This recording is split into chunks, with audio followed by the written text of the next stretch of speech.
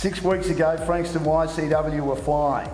6 wins from 6 matches. Since then, they haven't had a win. They did pick up 2 points for a no result against Seaford, but 5 losses, including one on the weekend in a tough contest against Bond Beach. It's always hard to come in and speak to the media after a loss, but Wayne Capp's a professional, Jie Coghlan's a professional, even though last week I reckon he might want to hit me after we were part of a lookalike segment, and they reckon that he looks like me, and Jie, I apologise for that because I've got a very good head for radio, and you're a much more attractive man than I am. But Wayne and Jie, thanks for joining us.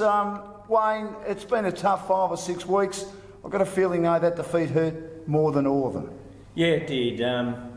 We did pretty well for most of the game and held them off. That last quarter, we defended very well. We were kicking into the breeze and managed to wrestle the lead back with a couple of minutes to go. And then not to be able to shut it down and allow TDL to get that goal with the last kick of the day really hurt. It's something that we're going to learn from. We'll talk about it tomorrow night during the review. And what you've got to do from these situations is make sure you learn from them. And we'll definitely do that. Jie, the defence was great. I mean, you were playing down there a lot of the day and you held them out for a long, long time. What happened in the last couple of minutes? Do you think you just lost your structure a little bit? No, the defensive structure kind of was there. It was the pressure from the midfield? The midfield and the out forwards just being too far back. But I think we got it out 3 or 4 times in that last 5 minutes and it just went straight down their throat. Now, I know you guys won't want to see this, but this is the closing stages of the match between YCW and Bond Beach, and at the time, YCW was still in front. By 3 points. They've been behind most of the day. They hit the lead for a couple of minutes. The kick will come back though. High kick comes in towards full forward and standing, and there's a mark in the goal square. There's a mark in the goal square to Bond Beach. This probably to win the game for Bond Beach. PJ Credley wouldn't 27 minutes gone. PJ Credley wouldn't be happy with that. Just absolutely out-muscled by Dennis Lane. The match winner's gone forward to kick this goal from point blank range. He's kicked the goal. The Sharks are back in front. 9-7, 61 to 8-10, 58. It's been 4 goals to 1. Just got to get it out of the middle. Got a couple of loose men back in defence. Bond Beach. Tapped down by Crane. Shoved forward is Simon! Bond Beach have won. Another loss to YCW. Bond Beach have won. They've scored in the last 45 seconds and they've got up. A big win, and the YCW players slump in despair. Pretty hard to take that, Cappy, isn't it? Yeah, mate. Well, that's what I was mentioning earlier. We've got to learn from that, and we'll have a closer look at it tomorrow night and run through what's going to happen if we're ever in that position again. Do you think some of your players are lacking a bit of confidence at the moment? That's why maybe their form's not as good as it could be? Yeah, probably. After losing 5 or 6 in a row, you kind of got to look at that.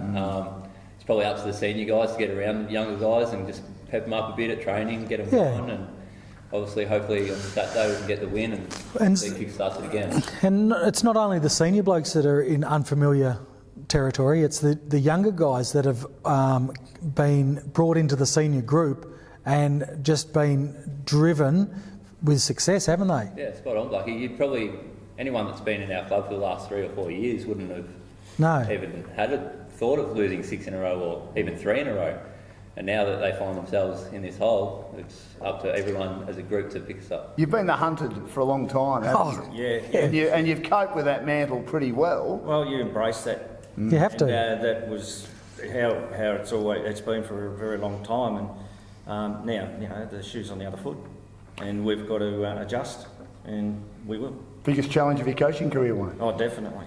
Yeah, definitely. It was a good start, and up until 6 weeks ago, things were rosy. Round 1 was looking all right. Yeah. But I think I've mentioned to you before, it is what it is. You've got to embrace the challenge, and I believe it's making me a better coach. I'm learning from it. I've been well supported by all the players. The training and the meetings and the input from the guys been as good as ever. Gentlemen, can we ask you about Luke Painter? We know he suffered that bad injury which forced the game against Seaford to be cancelled just over a week ago. Believe it's not a dislocated hip, Wayne, which is good news. Yeah, it is. He's still got quite a serious injury. It's called an avulsion, which is a muscle's pulled away from his pelvis and taken a little bit of bone with it as well. So that's got to be reattached. What sort of time frame, Cappy?